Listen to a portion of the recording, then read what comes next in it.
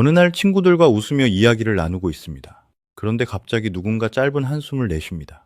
혹은 보낸 메시지에 몇 시간째 답장이 오지 않습니다. 그 순간 당신의 심장 박동은 미세하게 빨라지고 머릿속은 하얗게 얼어붙습니다. 내가 아까 말실수를 했나? 나 때문에 기분이 상한 걸까? 내가 눈치가 없었나? 꼬리에 꼬리를 무는 생각들로 순식간에 숨이 막혀옵니다. 세상은 이런 당신을 보고 눈치가 빠르다거나 배려심이 깊고 착한 사람이라고 부릅니다. 하지만 심리학의 관점에서 이것은 배려가 아닙니다. 그것은 두려움에 압도된 당신의 신경계가 울리는 처절한 생존 경보입니다. 오늘 우리는 타인의 감정을 스펀지처럼 모두 흡수하느라 정작 자신은 텅 비어버린 당신의 지친 내면에 대해 이야기해 보려 합니다. 학교나 직장에서 돌아와 현관문을 닫는 순간 그대로 침대에 쓰러져 본 적이 있으신가요?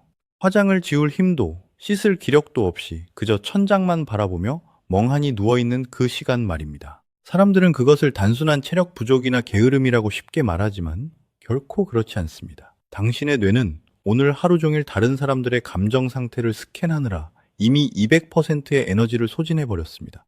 옆자리 동료의 타자 치는 소리가 평소보다 조금만 세져도, 상사의 미간이 아주 살짝만 찌푸려져도 당신의 뇌는 그것을 자신을 향한 위협으로 인식하고 즉각 비상사태에 돌입합니다. 상대방의 기분을 거스르지 않기 위해 끊임없이 분위기를 맞추고 웃음을 지어 보이며 나쁜 감정의 쓰레기통 역할을 자처합니다. 그렇게 하루 종일 타인의 감정이라는 무거운 짐을 대신 짊어지고 있었으니 집에 돌아오면 남은 에너지가 단 1%도 없는 것은 너무나 당연한 생물학적 결과입니다. 그렇다면 당신은 왜 이렇게 타인의 감정에 치명적일 정도로 예민해진 것일까요?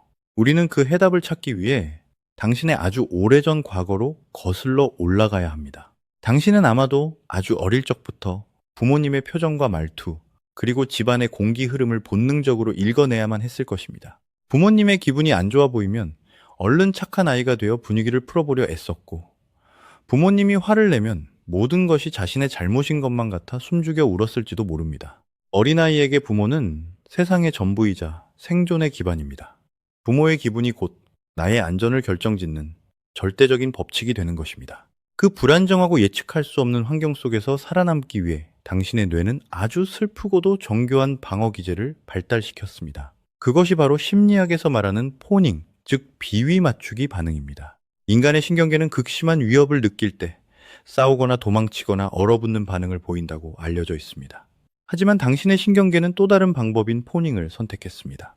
상대방을 완벽하게 기쁘게 하고 모든 갈등을 사전에 차단함으로써 자신이 버림받거나 상처받을 가능성을 원천적으로 없애버리는 슬픈 생존 전략입니다.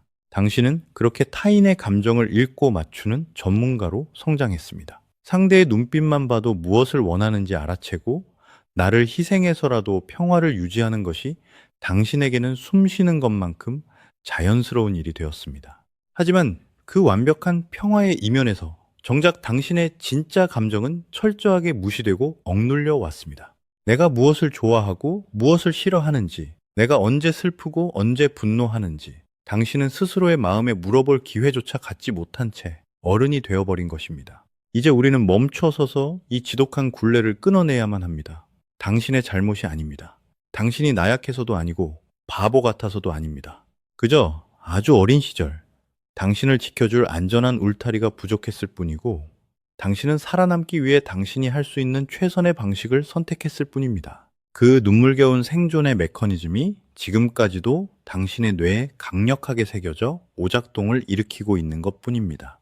당신의 뇌는 여전히 과거의 위험 속에서 살아가고 있지만 지금의 당신은 더 이상 그때의 힘없고 나약한 어린아이가 아닙니다. 당신은 스스로를 보호할 힘을 가진 어른입니다. 누군가 당신을 싫어한다고 해서 세상이 무너지지 않습니다. 누군가 기분이 나쁘다고 해서 그것이 당신의 책임이거나 당신이 해결해야 할 숙제가 결코 아닙니다. 타인의 감정은 온전히 타인의 몫일 뿐입니다. 그들의 불쾌함과 짜증은 그들 스스로 감당해야 할 무게이지 당신이 대신 짊어져야 할 십자가가 아닙니다.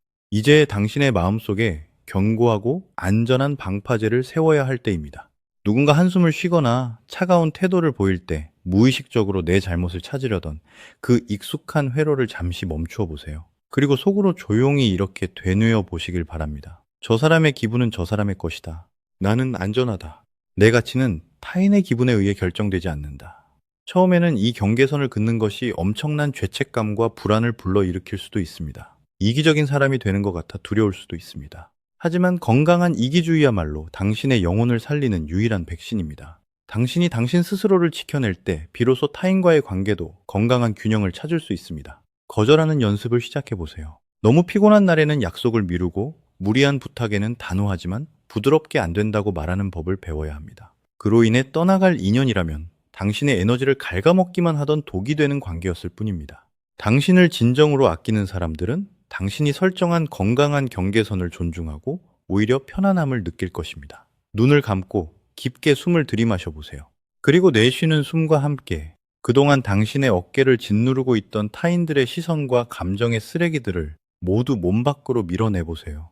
당신은 충분히 사랑받을 자격이 있는 사람입니다.